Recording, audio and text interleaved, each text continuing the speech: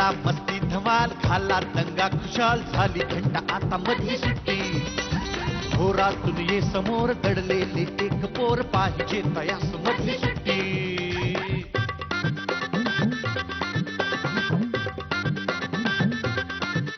कसे रंग त्यांचे कसे गंध त्यांचे, विचारून घ्या या फुलांना जरा. नको सारखी शिस्त आणि पहारे, मुलांना ती द्याना मुलांना जरा. किलबिल त्या पाखरास वाऱ्यावर वाहण्यास देत जाई पंख मधली सुट्टी. घोरातून ये समोर दडले एक पोर, पाहिजे तयास मधली सुट्टी. मधली सुट्टी. नमस्कार. आजच्या मधली सुट्टीमध्ये मी सलील कुलकर्णी तुमच्या सगळ्यांचं अत्यंत मनापासून स्वागत करतो. आपल्या महाराष्ट्राचं वैभव म्हणजे आपलं साहित्य, कविता, गाणी, आपला इतिहास, आपले गड किल्ले. मला अगदी लहानपणापासून असं वाटायचं की आपलं घरच किल्ल्यात असावं, निदान शाळा तरी किल्ल्यात असावी. पण आपण पुण्या मुंबईची लोक किल्ल्यात जाणार म्हणजे फक्त सहलीला. तर अशी एक शाळा आपल्या महाराष्ट्रामध्ये आहे जिथे मुलं चक्क शाळेतच किल्ल्यामध्ये येतात. ही शाळा आहे मालेगावची. आज मी तुम्हाला इथे घेऊन आलोय. या शाळेचं नाव आहे सौ रुक्मिणीबाई झुंबरलाल काकाणी कन्या विद्यालय मालेगाव. बघूया या किल्ल्यातल्या शाळेत आपल्याला काय वेगळं ऐकायला मिळतंय, काय वेगळं बघायला मिळतंय.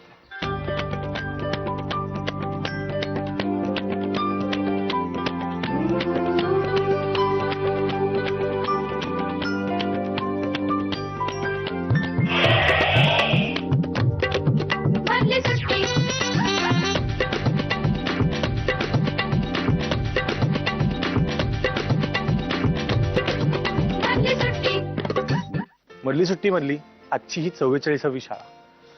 पण आम्ही कधीच मुलांमध्ये गट केले नाहीत की ही इथली मुलं, ही इथली मुलं, त्यांची ही जमीन, त्यांच्या या प्रार्थना. आमच्यासाठी फक्त ती रत्न आहेत. या शाळेतली रत्न माझ्याशी काय बोलतात ऐकूया. मालेगावच्या सौ रुक्मिणीबाई झुंबरलाल काकाणी कन्या विद्यालयातल्या 2 आठवीतल्या मैत्रिणी आता माझ्याबरोबर आहेत. तिचं नाव आहे स्नेहा आणि हिचं नाव आहे नाजुका उर्फ सारिका. बरोबर आहे? नाही. मग काय तुझं नाव आहे नक्की? सारिका. घरी नाव नाजूक आहे माहिती आहे. सारिका उर्फ नाजुका. चालेल. हो ना. कितवीत आहात तुम्ही दोघी? 8वी. मी पण 8वी मध्ये. तुम्हाला सांगा इथली किल्ल्यामध्ये शाळा आहे हे असं मला तर असं वाटतं महाराष्ट्रात एखादी शाळा असेल.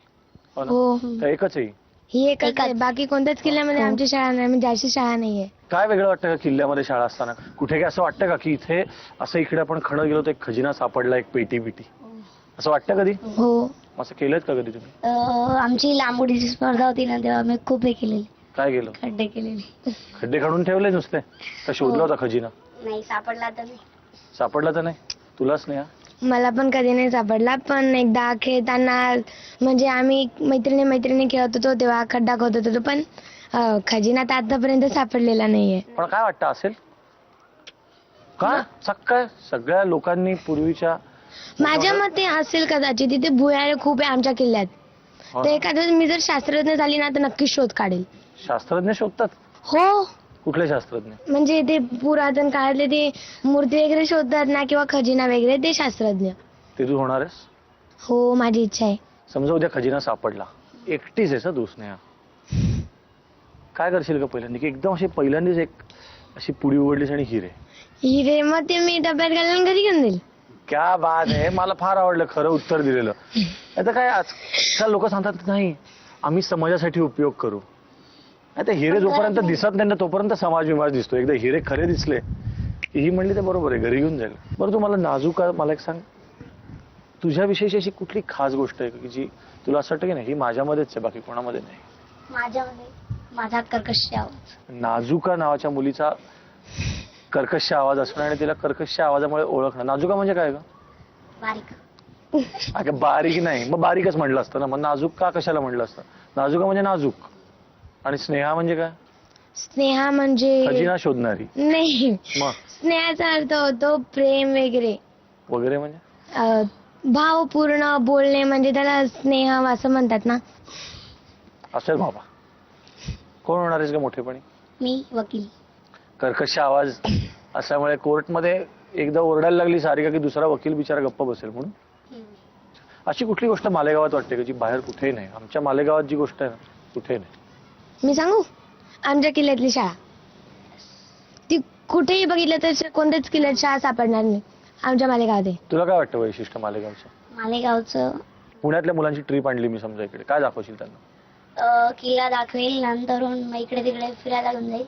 तिकडे असे सुती कापडाचा कारखाना पण आहे, तो पण दाखवेल. हा, पण मुख्य काय वाटतं किल्ला इकडचा? हो, किल्लाच वाटतो. मला पण असं वाटतं की किल्लाच फार गोड आहे आणि त्याच्यामध्ये सगळ्यात मजा म्हणजे त्याच्यातला खजिना आहे की नाही हे जे लहान मुलांना वाटत राहतं आणि हे वाटण्यामध्ये त्या लहानपणाची मजा असं मला वाटतं. तो खजिना कधीच कोणाला सापडत नाही, पण लहानपणी हे जे वाटत राहतं की ते खजिना असेल त्यालाच मला वाटतं बालपण म्हणतं. आणि आता माझ्याबरोबर 10वीतल्या 2 हुशार विद्यार्थिनी आहेत, भाग्यश्री आणि गौरी. भाग्यश्री आता 10वी म्हणजे त्याच्यानंतर कॉलेज कुठे जाणार कॉलेजमध्ये? विचार चाललाय की जावं नाशिकला, पण घरच्यांवरही काही गोष्टी डिपेंड असतात. मग म्हणजे जर हा घरचे- विचार चाललाय, हा तुझा चाललाय नाशिकला जावं असं? हा, असं म्हणजे घरच्यांना कल्पना दिली आहे तशी, पण असं फिक्स नसतं ना. मग टक्के जर चांगले पडले तर मग नक्की होईल. पण का मालेगावमध्ये कॉलेज नाहीये? आहेत की, मग पण सिटीचे मुलं टफ असं मानलं तरी जातं. मग तिथे जरा टफ काय असं कॉम्पिटिशन टफ असतात? हा जरा टफ. तू कुठे जाणार आहेस? मी इथेच राहणार आहे. मला इथेच शिकायचंय 12वी पर्यंत तरी. आणि मग त्यानंतर विचार करीन की बाहेर जायचा, कारण मग त्यानंतरचं शिक्षण मालेगावात नाहीये ना. पहिलीपासून तुम्ही या किल्ल्याच्या शाळेत आहात? हो, पहिलीपासून, बालवाडीपासून इनफॅक्ट. तुम्हाला असं वाटतं तुम्ही किल्ल्याचा एकदम कानाकोपरा बघून झालाय का? 10 वर्षात असं वाटतं की अजून राहूनच गेला रे किल्ला बघायचा? नाही, सगळं बघितलंय. आता असं एकही गोष्ट नाही की जी बघायची राहिलीये. या 10 वर्षातला किल्ल्यातला असा एखादा प्रसंग आठवतो की थोडा शाळेतनं घरी जायला उशीर झालाय, थोडा अंधाऱ्यानं असं एकदम वाटलं की तिथे कोणीतरी असेल का? हो, नाही, होतं. असं तर नाही झालंय, पण इथे आता थांब तुम्हाला थांब थांब एक मिनिट. तुमच्या दोघींमध्ये ही पटकन म्हणली हो, तर काहीतरी म्हणजे हिच्या हा, बाबतीत स्टोरी म्हणजे होती. कसं आता जसं आपण एक म्हणजे खाली कोण नाही वर कोण नाही असं आम्हाला प्रॅक्टिसला यावं लागतं कधीतरी. आम्ही एरोबिक्सला योगाला आहोत, तर मग प्रॅक्टिसला यावं लागतं. आणि मग एखाद्या वेळेस काय व्हायचं, सगळ्या मुली लपून जायच्या आणि एखाद्या मुलीला एकटं टाकायचं. मग असं सगळं आजूबाजूला सगळे लपून जायचे. आणि ज्या दिवशी नेमका मला त्यांनी एकटं सोडलं, तर मी सगळी जागा शोधली पण मला कोणीच भेटलं नाही. मग थोडीशी भीती वाटायची की तिथनं कोणतरी जाईल, तिथनं कोणतरी असं येईल. पण अशा अफवा कधी उठायच्या काही 10 वर्षामध्ये की इकडनं घुंगरांचा आवाज येतो किंवा इकडनं असं जाताना एक फक्त भाग्यश्री असं कोणीतरी ओरडून जातं, अशा अफवा काही नाही?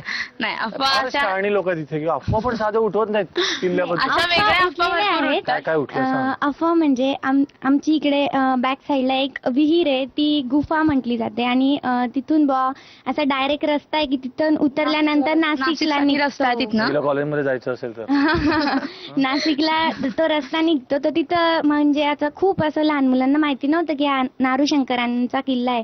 खूप जणांना असं वाटायचं की किल्ला म्हटला म्हणजे आता सगळ्यांचं असंच होतं की शिवाजी महाराजांचा किल्ला आहे. तर खूप जण असे म्हणायचे की त्या विहिरीत अजून पण शिवाजी महाराज असतात, त्यांचे सैनिक वगैरे, आणि ते येतात वगैरे रात्री. अशा खूप अफवा पसरलेल्या त्यांच्या होत्या. बालिशपणामुळे बहुतेक असं होऊ शकतं. पण या वास्तूचा गैरवापर झालेला असं आठवतं का की इथे हो. पार्टीच झाली वर असं तुम्हाला दिसत नाही, असेल? पार्टी पार्टी नाही वगैरे झालेली आहे. असे वापर नाही झाले आजपर्यंत. पण गैरवापर झालेला आहे. या भिंतींवर वेगवेगळे नावं लिहिणं, वेगवेगळ्या प्रकारचे हे लिहिणं, वास्तू सपना. हो.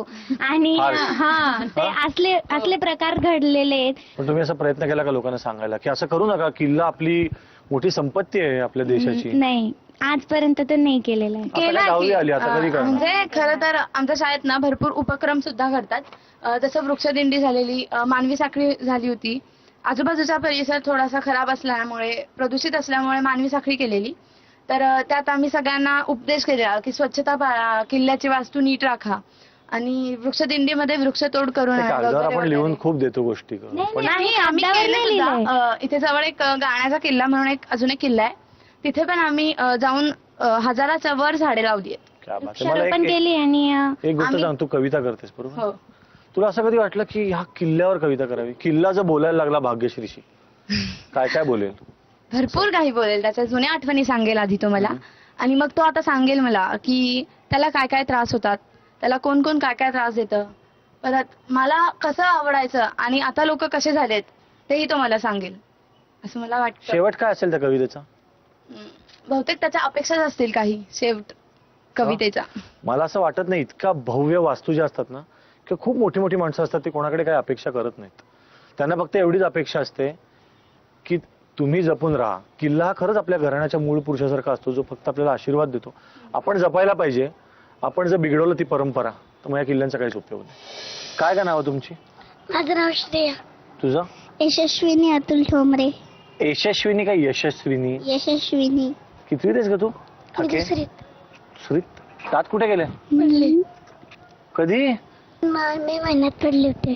मग नवीन नाही येतात का अजून? येतात ते. आता अशीच खिडकी राहणार मग. हा श्रेयाची. तुला काय वाटतं का दातवाली श्रेया छान दिसत होती का अशी छान दिसते? मला वाटतं अशीच गोड दिसते. तुला काय वाटतं? अशीच? मग नकोच काढूनच टाक तिथले.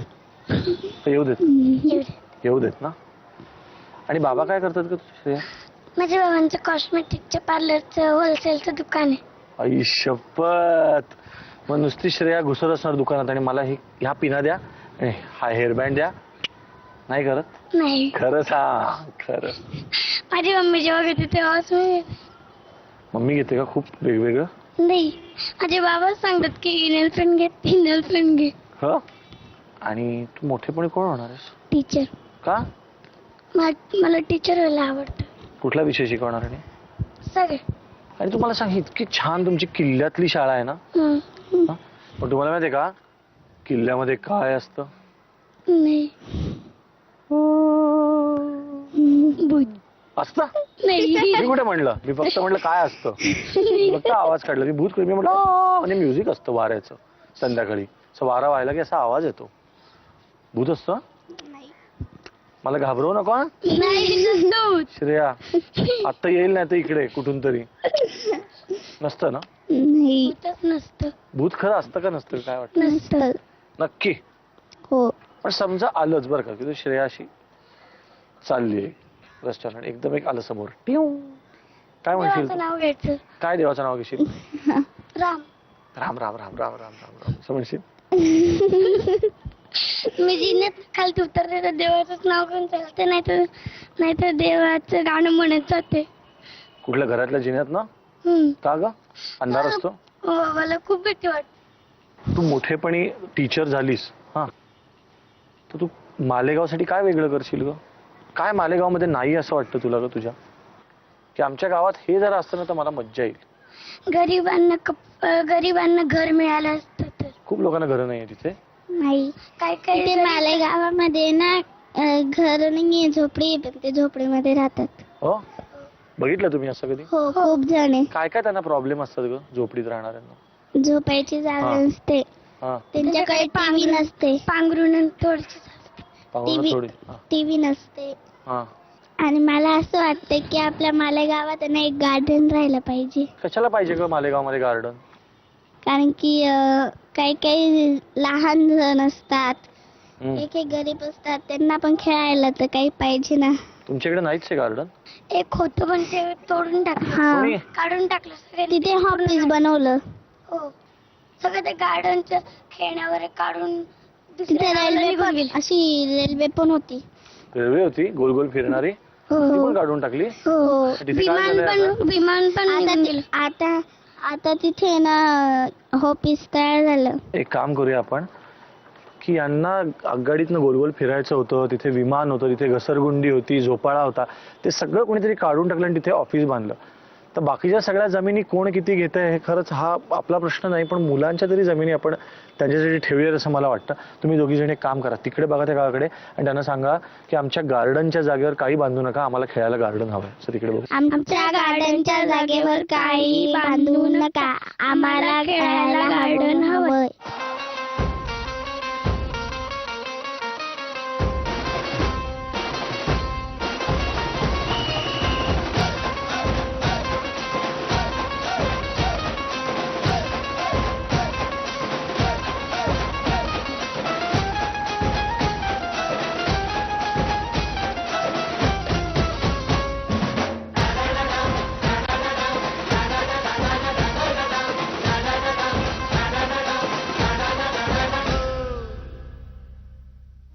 मला एक सांगा मुलींना, तुम्हाला गोष्टी ऐकायला आवडतात मला माहिती आहे. तुम्ही मधली सुट्टीतल्या गोष्टी ऐकता?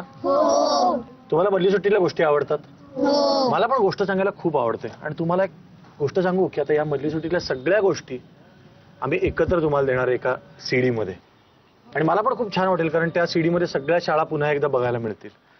त्याच्यात तुमची पण शाळा बघायला मिळेल. तुम्हाला कोण गोष्टी सांगतं सांगा? आजी आजोबा, आई बाबा. तुम्ही एकमेकांना कधी गोष्टी सांगता का? कसल्या गोष्टी सांगता? खरं घडलेलं सांगता? खरं घडलेलं. आता या किल्ल्यामध्ये बसून तुमच्या मनात अशा वेगवेगळ्या गोष्टी येतात का, की समजा किल्ल्यावर असं झालं, किल्ल्यावर तसं झालं?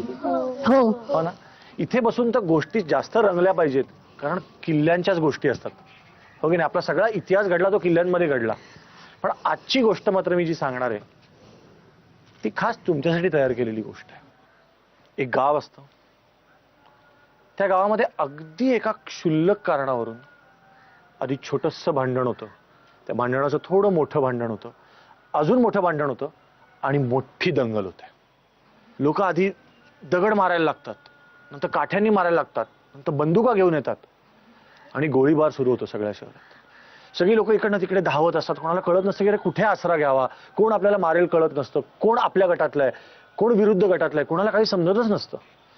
अशा 2 कॉलेजमधली मुलं असतात ना, ते दोघंही ना सैरा वैरा धावत असतात, की इकडे एक तिकडे. दोघांनाही ते प्राण वाचवायला इतके पळत असतात, त्यांना कळत नसतं की आता आपण जगणार की नाही. लांबवर त्यांना एक असं छोटीसं खोपटं दिसतं. त्याच्यातला एक असतो ना, तो खूप धावत धावत तो मध्ये पडतो, त्याचे कपडे फाटतात, सगळ्या तोंडाला माती लागते, कसा बसा करत करत त्या छोट्याशा खोलीत तो पोचतो. इकडे हा दुसऱ्या बाजूने दुसरा पण खूप धावत धावत धावत धावत, त्याचे पण कपडे फाटलेले असतात,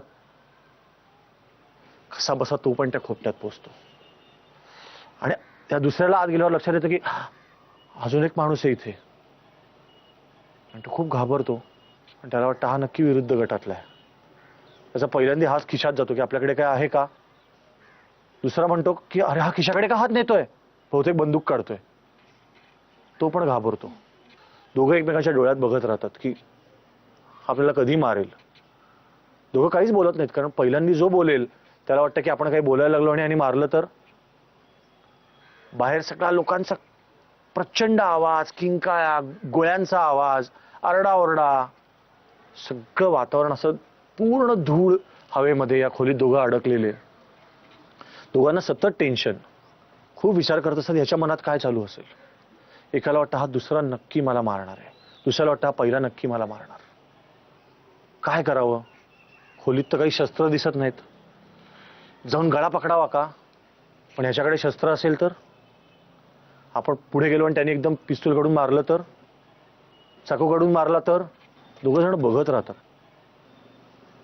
एकमेकांच्या डोळ्यात खूप वेळ बघत राहतात की काय अंदाज आहे, काय करेल हा. भीती पण असते, खूप टेन्शन असतं. एकीकडे बाहेर गोळ्यांचा आवाज, दोघांना वाटतं की पटकन पळून जावं का, पण बाहेर तर गोळ्या आहेत, पण आत थांबलं तर हा मारणार. शेवटी त्याच्यातल्या एकाला टेन्शन असह्य होतं. तो म्हणतो आता नाही मी थांबू शकत इथे, कारण हा मला मारणार. इतकी छोटीशी जागा आहे, हा माझ्या अंगावर येणार आहे. तो माझ्याकडे आता चिडून बघतोय, त्याला नक्की वाटतं की याचा खून करावा. मी नाही राहू शकत, बाहेर गोळ्यांचा आवाज आहे, असू दे पण मी बाहेर जातो. बाहेर गेलं तर काहीतरी वाचायचा चान्स तरी आहे. मी गोळ्यांमधनं कसा बसा पळत घरी पोहोचील, पण इथे थांबलो तर हा मला ठार मारणार. हा नक्की विरुद्ध गटातला आहे, हा माझ्या गटातला असूच शकत नाही. हा माझ्या डोळ्यात इतका चिडून बघतोय, इतका संशयाने माझ्याकडे बघतोय, याचा अर्थ हा माझ्या गटातला असूच शकत नाही. एका क्षणाला टेन्शन इतकं असह्य होतं की हा दार उघडून बाहेर जातो. बाहेर गेल्या गेल्या हा दुसरा त्याला आत ओढतो जोरात. गोळ्यांचा आवाज येत असतो. दुसरा म्हणतो अरे गोळी लागली असती ना, बाहेर कशाला जातोयस. आणि मग याला लक्षात येतं की यांनी आपल्याला वाचवलं. आणि मग ते बोलायला लागतात. त्यांना लक्षात येतं की आपण एकाच गटातले होत, आपण मित्र होत, पण आपला ना विश्वास होता एकमेकांवर, ना स्वतःवर विश्वास होता. आपण काय केलं, फक्त संशय घेतला समोरच्यावर की हा मला मारणार. त्या दंगलीमध्ये दोघंही अडकल्यावर आपल्याला काय वाटलं की आता आपली सुटका नाही, बाहेर गेलं तर गोळी. आणि याच्यावर आपण इतका अविश्वास दाखवला, आपण विचार पण केला नाही की आपला मित्र असू शकतो का, हा आपल्याला का मारेल. इतकं कसं दडपण आलं आपल्यावर. इतका पण आपला विश्वास टिकू नये सगळा स्वतःवरचा, समोरच्या माणसावरचा, हो की नाही. त्याच्यात त्यातला माणूसपणावरचा पण विश्वास नाही आपला आपण ठेवला. आपण दुसऱ्यावर विश्वास ठेवत नाहीच, आणि दुसऱ्याला संधीही देत नाही एक्सप्लेनेशन द्यायची, त्याला समजूनही घेत नाही. आपण असंच समजतो की हा समोरचा माणूस विरुद्ध गटातला आहे, आपला शत्रूच आहे, आपल्याला मारायलाच आलाय. आता तुम्हाला समजलं असेल की ही गोष्ट मी तुम्हाला का सांगितली. आता तुम्ही याच्यावर मला बोलायला हवंय की तुम्ही हे वातावरण असं अनुभवलंय का, आणि तुम्हाला असं वाटतं का की आपण खरंच समोरच्यावर विश्वास ठेवत नाही. आपल्याला कायम असं वाटतं की समोरचा माणूस आपल्याला त्रासच देणार. बोला, कोण बोलतंय. आपण स्वतःच्या स्वार्थासाठी दुसऱ्याला आपण विश्वास नाही ठेवत, कारण आपल्याला भीती असते की ते माझ्यावर गोळ्या त्याने मारली तरची भीती असते. आपण ती तरची भीती नाहीशी केली पाहिजे. क्या बात आहे. असं झालं तर नाही तर हिने हा मुद्दा जो तरचा फार छान म्हटला. मी ज्या मुद्द्याविषयी बोललो की तुमच्या इथे अनेकदा असं वातावरण होतं की टेन्शन असतं, हो की नाही, की हा कुठल्या गटातली मुलगी असेल, हा मुलगा कुठल्या गटातला आहे, याची जात काय, अशा प्रत्येक गोष्टीचा आपण सतत विचार करतो आणि त्याचं आपण टेन्शन घेतो. आपण दुसऱ्याला तो चांगला आहे हे सिद्ध करायची संधी पण देत नाही. हो ना, या विषयावर तुम्ही बोलावं अशी इच्छा आहे. तिला दे. आम्ही जेव्हा लहान होतो, म्हणजेच पहिली दुसरीत होतो, तेव्हा आमच्या वर्गात 2 ग्रुप पडले होते. एक म्हणजे एक जिच्याशी आमचे भांडण झाले होते आणि एक आमचा ग्रुप होता. तर तेव्हा आम्ही त्यांच्याशी खूप भांडायचो. त्यांच्यावरची एखादी जरी मुलगी भेटली ना तर तिला आम्ही काय पण बोलायचो. पण जेव्हा मी माझ्या आईला हे कळवलं तर आईने सांगितलं का गरजेचं नाही का ती मुलगी वाईटच असावी, ती चांगली पण असू शकत होती. Very good. छान बोलली की नाही. अजून कोण बोलणार आहे. तिला दे. आपल्या दुश्मनीमुळे आपण समोरच्या त्या दुश्मनाच्या कोणी नातेवाईकला आपण वाईटच समजतो, कारण तो दुश्मनाचा हे असतो ना, तो चांगला, त्याच्या मनात चांगले जरी भाव राहिले ना आपल्याबद्दल तरी आपण दुश्मनाचा नातेवाईक सोड, पण तोच दुश्मन असतो असं का ठरवतो आपण ना पुढाकार नाही घेत का आपण असं केलं पाहिजे, त्याच्या स्वतःहून बोललं पाहिजे. आपल्याला कमीपणा वाटतो. कोण सांगतं हे तुम्हाला की हा गट हा दुश्मन आहे. मनात भावना तशी निर्माण. कोण आणतं मनात. लहानपणी तर नसते, पहिली दुसरीत कधी येते ही मनामध्ये. आपल्याला बाहेरचे लोक जी कल्पना देतात ना त्याच्यातून ते तयार Correct. होतं. म्हणजे कोणीतरी आपल्याला सांगतं, मग आपण एवढे मूर्ख असतो का आपण की आपल्याला ते कोणीतरी सांगेल की हा तुझा शत्रू आहे आणि आपण ऐकू. ते कधी कधी तसे प्रसंग येऊन जातात आपल्याला, असं त्याच्याने वाढत जातं ते का हा माझा दुश्मनच आहे. तोच प्रसंग मला ऐकायचा की कशामुळे असं तुझ्या मनात पक्क झालं. आम्ही माझे एक बेस्ट फ्रेंड आहे प्राजक्ता. आम्ही दोघी नेहमी सोबत राहतो. आता दुसऱ्या शाळेत आहे. एक मुलगी होती आमच्यात, तिसरी मैत्रीण आली, मग आम्ही तिच्याशी पण चांगलं राहायचो.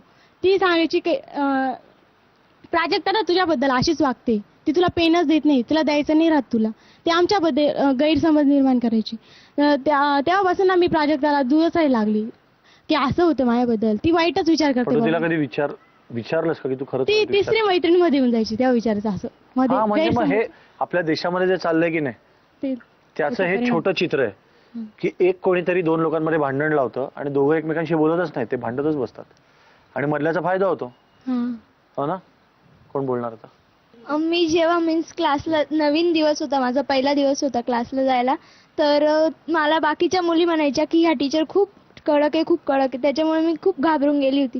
त्याच्यामुळे मी पहिले 2-3 दिवस त्या टीचरांशी नीट बोललीच नाही, त्या टीचरांजवळच जायची नाही. आणि मग जेव्हा त्या टीचर अचानक माझ्याजवळ आल्या, माझं गणित चुकलं होतं, टीचर अचानक जवळ आल्या, मला मी खूप घाबरली की ह्या टीचर मला मारतील बुवा.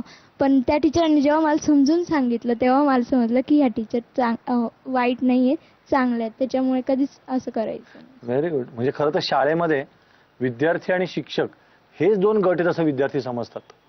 असं समजायचं कारण नाही. शिक्षक पण आपल्या गटातले असू शकतात आणि शिक्षकांनी पण मुलांना आपल्याच गटातलं समजावं, हे बरं. अजून कोण बोलणार आहे. आपण कोणावर पण विश्वास ठेवण्याच्या आधी आपण खूप वेळा विचार केला पाहिजे का तो माणूस बरोबर आहे का चुकीचा आहे. आपण विश्वास करण्याच्या आधी आपण खूप घाई करतो. आधी आपण समजून घ्यायला पाहिजे त्याला का तो बरोबर आहे का चुकीचा आहे. पण आपण याची घाई नाही करायला पाहिजे ना बेसिकली की हा चुकीचाच आहे. आपण बहुतेक वेळेला या निर्णयापर्यंत पटकन जातो की हा वाईट आहे. बरोबर आहे हे करायला आपण फार वेळ लावतो असं वाटतं. हो. असं अनेकदा होतं की नाही की एक पेन्सिल असते, एक कंपस बॉक्स असतो, एक वाक्य असतं. आपण किती पेन्सिल लिहिलेल्या गोष्टी खोडून नवीन लिहितो की नाही. हो. मग आपण अशा छोट्या छोट्या गोष्टी का नाही खोडून टाकत आपल्या खोड रबरने आणि विसरून जाऊन परत का नाही म्हणत की चल चल तू माझा मित्र आहेस. सर, आपण जरी खोडण्याचा प्रयत्न केला तरी समोरच्या मुलीने ते विसरायला हवं ना.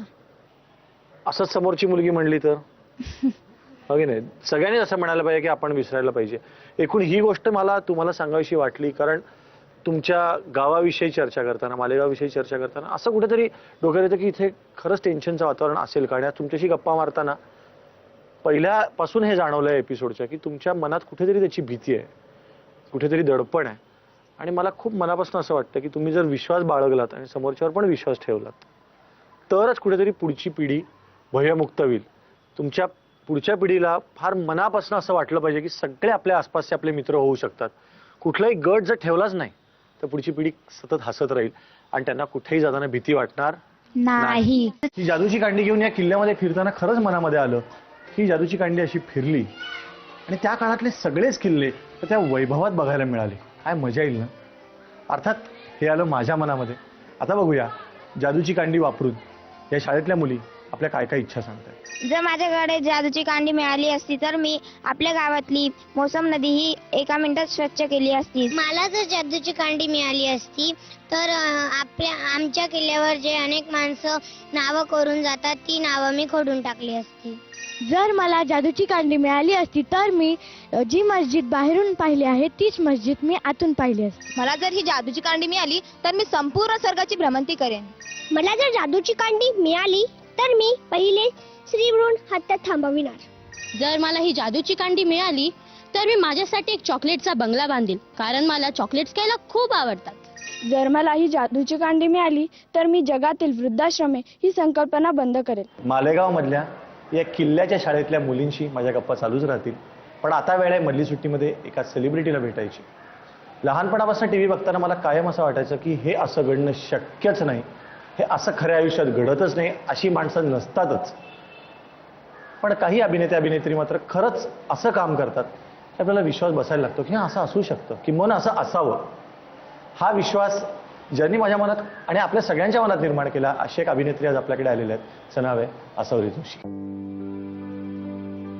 पुन्हा एकदा मस्त गावे हसावे झुलावे खुलावे किती वाटते उतरून ओझे वयाचे चलारे पहा कोवळे ऊन बोलावते वर्षांचे पूल आज ओलांडून ये आल्याड घे तुला हवीच मधली सुट्टी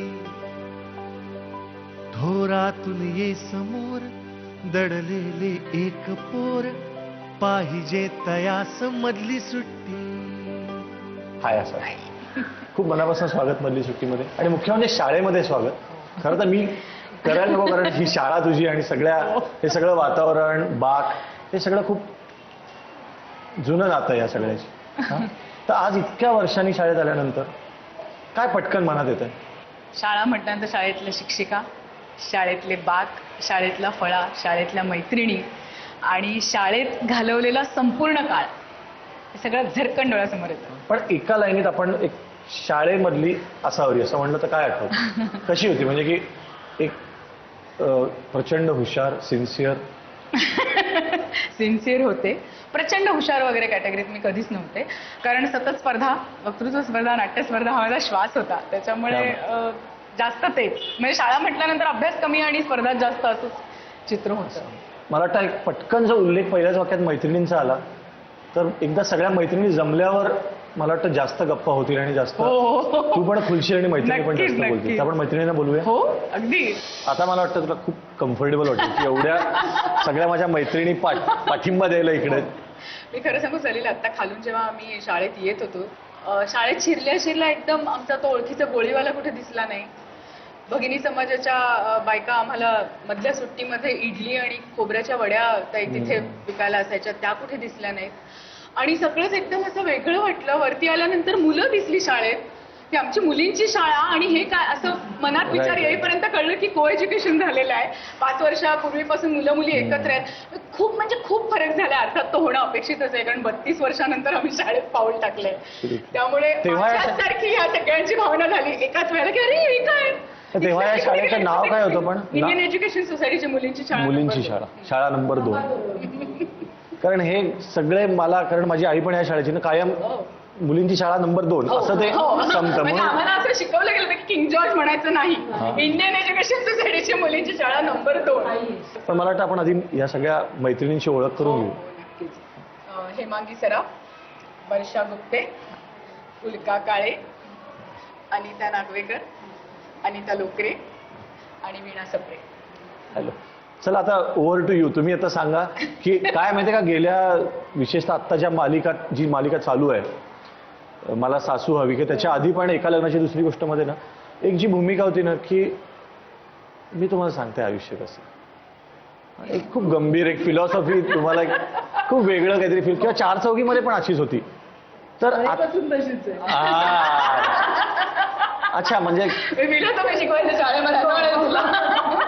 हा नाही तुम्ही बोला बिंदास बोला. हा शाळेपासून शाळेचं काय गॅदरिंग असू दे किंवा वक्तृत्व स्पर्धा असू दे पहिल्यापासून आसावरी सगळ्यात आणि तिने शाळेकरता एवढी बक्षिसं मिळवली आहेत.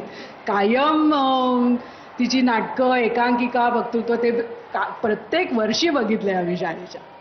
त्यामुळे तिने हे फील्ड निवडणं आम्हाला अगदी अपेक्षितच होतं. म्हणजे अच्छा मग तुम्हाला शाळेत कोणी विचारलं असतं की कोण होणार तर तुम्ही सांगितलंच असतं. हो अगदी नक्की. 10वीच्या आमच्या अध्यक्ष विद्यार्थिनी याच बाई होत्या. परत शाळेच्या शिक्षक दिनाच्या शिक्षक म्हणजे प्रिन्सिपल सुद्धा त्या सीटवर बसायचे अधिकार यांनाच होता. कारण शाळेत त्यावेळी छाये होय ते अगदी प्रश्नच नाही. आणि ही उत्तम गाते हे सगळ्यात महत्वाचं. आज गाणं मी ऐकणारच नाही. म्हणजे हा गुण तिने आता लपवून ठेवलाय पण तो गुण मात्र तिचा आहेच प्रश्नच नाही. संगीत नाटकात ऐकायचं म्हणजे आपल्याला तर काही दिवसातच. मगाशी शाळेत येताना ती ढाली शोधत होती. त्यातल्या बऱ्याचशा ढाली मिळवणं तिचा सिंहाचा वाटा आहे. क्या बात आहे खरं. आणि हे खूप वर्षांनी शाळेच्या ऑफिसमध्ये बघताना की ही ढाल माझी ही ढाल किती छान वाटलं. पण ह्या सगळ्या स्पर्धांमधली सगळ्यात अशी लक्षात राहिलेली स्पर्धा आठवते की ही म्हणजे मला कधीच आयुष्यावर विसरणार नाही अशी एक स्पर्धा असते. मी सांगू कुमारकला केंद्र पालवढाल आणि नंदादीप समिती ह्या 3 ज्या स्पर्धा होत्या ना त्या मी कधीच विसरू शकत नाही. कारण इतकी टफ फाईट असायची इंटर स्कूल कॉम्पिटिशन म्हटल्यानंतर. आणि अशी चुरस असायची की अरे ह्या शाळेतनं कोण आलाय हा आलाय ती आले अच्छा आता मी बघते असं होतं. म्हणजे वॉर लेवलवरती. आणि मग दुसऱ्या शाळेतले म्हणायचे आसावरी तुंगार आहे तेव्हा माझं नाव होतं. अरे एक इंजॉज मध्ये ही आली गेला पहिला नंबर गेली ढाल असं म्हणायचं भाषण व्हायच्या आधीच. म्हणजे असा तो माहोल युद्ध पातळीवर. बाकीच्या शाळेत असं कोणी आठवतं दुसऱ्या एखाद्या शाळेतलं कोणीतरी स्पर्धक की जे पुढे जाऊन परत याच क्षेत्रात आलं. मला एक चारुहास साठम म्हणून आठवतो जो माझ्याबरोबर नेहमी असं त्याला दुसरं बक्षीस मिळायचं. ही त्याला खंत होती ही आली म्हणजे मला पहिलं कधीच मिळते. पण तो खूप छान वक्तृत्व स्पर्धेमध्ये भाग बोलायचा. क्या बात. चारुहास साठम तुम्ही चांगलं बोलायचं हे तुम्हाला लक्षात आलं. आणि तो मला वाटतं छबील दस्ता वगैरे होता मला आठवत नाही. पण तो त्या शाळेचा रिप्रेझेंटेटिव्ह म्हणून यायचा आणि त्याला बिचारायला कधीच पहिलं प्रेस नाही मिळू दिलंच नाही असतं. कारण आसावरीने स्पर्धेत भाग घेतला की ढाल हमखास आसावरीची. पण याच्यामुळे असं व्हायचं का कारण ना तुम्ही सगळ्या जरी मैत्रिणी असेल तरी असं आपल्याला वाटतं की ही ना दरवेळी बक्षिसं घेऊन येते त्यामुळे ना अभ्यासात पण नाही थोडं काय होईना असं एक कन्सेशन मिळतं जे आपल्याला मिळत नाही. नाही तिचंही इनफॅक्ट संस्कृत पण चांगलं होतं. ती एक संस्कृतचा 2 वाक्यांचा श्लोक बोलायची पटपट पटपट पटपट बोलायची. आणि मग आम्ही म्हणायचो हे काय अगं काय ओळख काय मी बोलले काय अगं म्हणजे हीच पेन्सिल श्लोक ना व्याख्या बोलायची.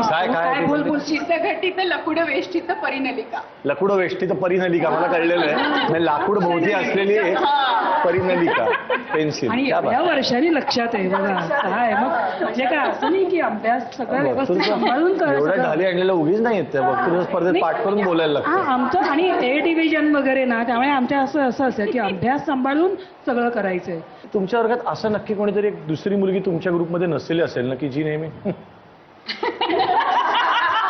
तुम्ही नाव नका सांगू पण असं होणं शक्यच नाही या जगामध्ये की एकच मुलगी वर्गातली सगळ्या ढाली मिळवते आणि त्या वर्गात दुसरी मुलगी अशी नाही की जिला असं वाटतं की खरं तर मीच आहे चांगली. असायची पण ती आमचीच मैत्रीण असल्यामुळे तर तिचं नाव पण सांगायचं की नाही हिलाच विचारायचं. पण असणार नाही का. हो असायचीच. आणि तशा बऱ्याच मुली स्पर्धेत खूप मुली असायच्या पण तिच्या लेवलची अजून एक मैत्रीण असायची.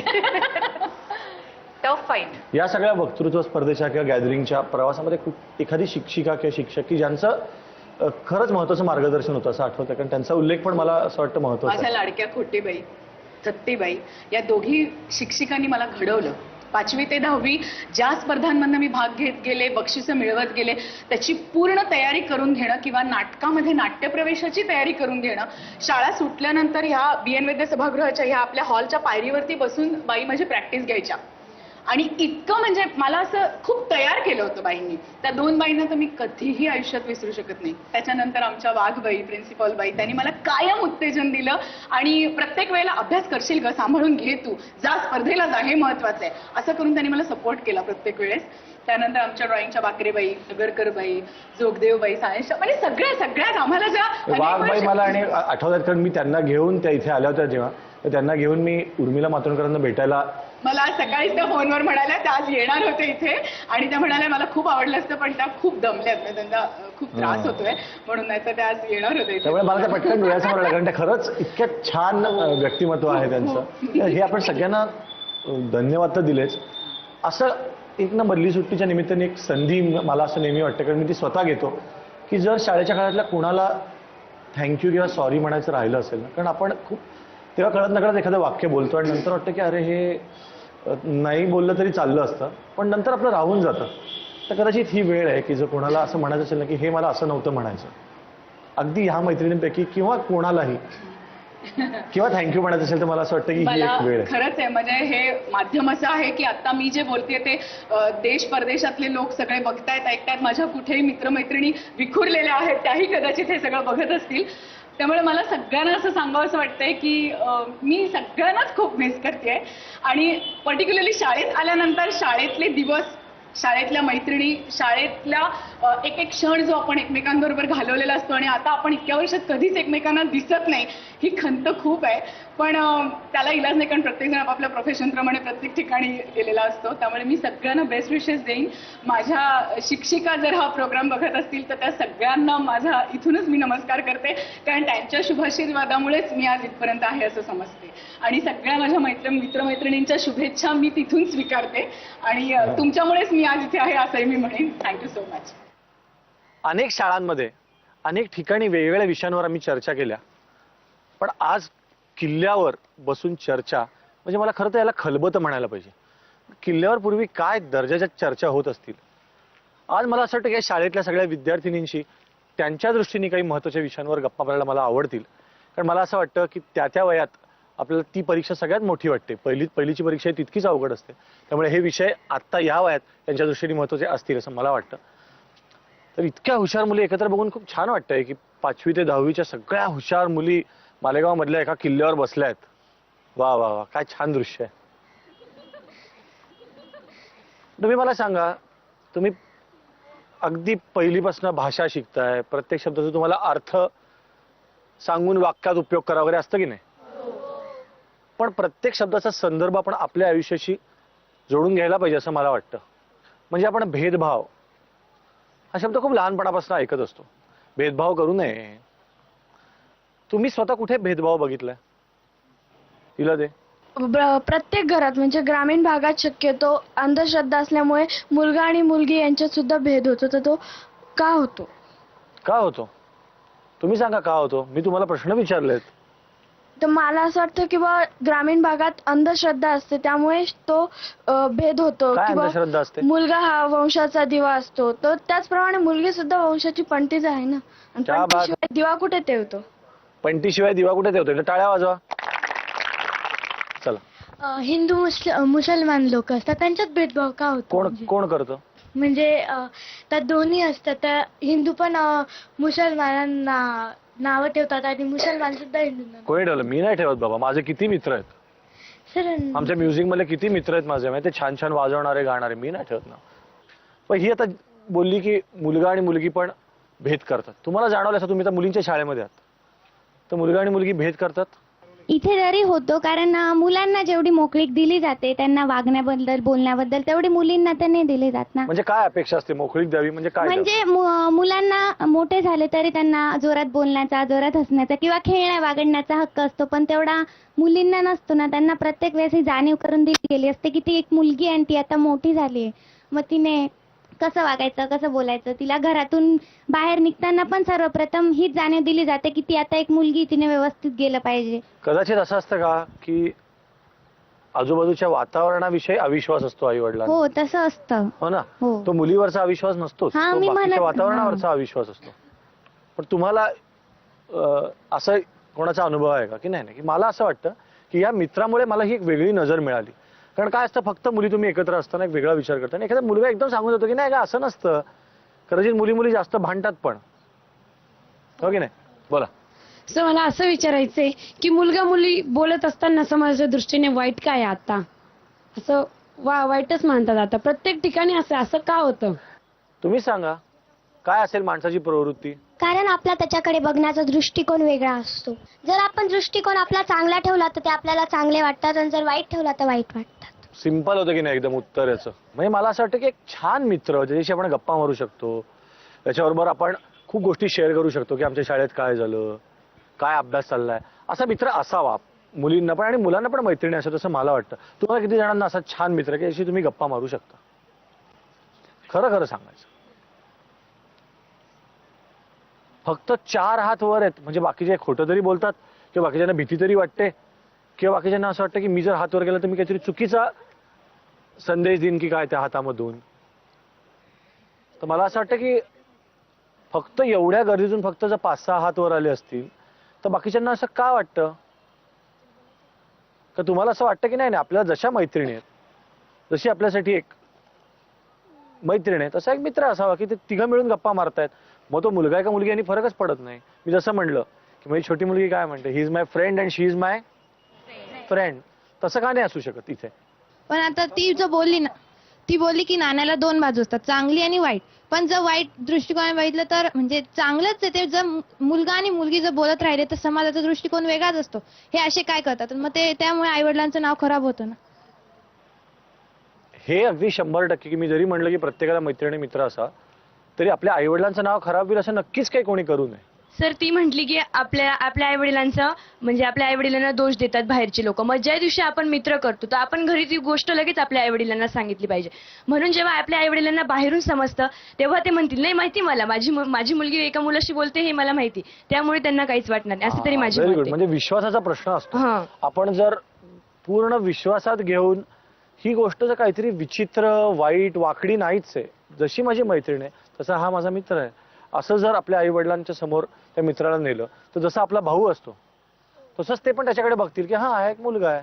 ओके. अजून मला आता आपण भेदभाव या विषयावर बोलतोय, तुम्हाला असं वाटतं का की मालेगाव मधली शाळेतली मुलगी आणि नाशिक मधल्या शाळेची मुलगी किंवा मालेगाव मधली मुलगी आणि मुंबईची मुलगी अशा समोरासमोर आल्यावर तिथे पण एक भेदभाव केला जातो? हो बोल. सर, आता जेव्हा म्हणजे मी एक योगासनच्या स्पर्धेला गेली होती तिथे, तेव्हा वेगवेगळ्या शाळेतल्या मुली आल्या होत्या. कुठे गेली होतीस तू? कॉलेज ग्राउंडवर. इथेच? हो, मालेगावातच.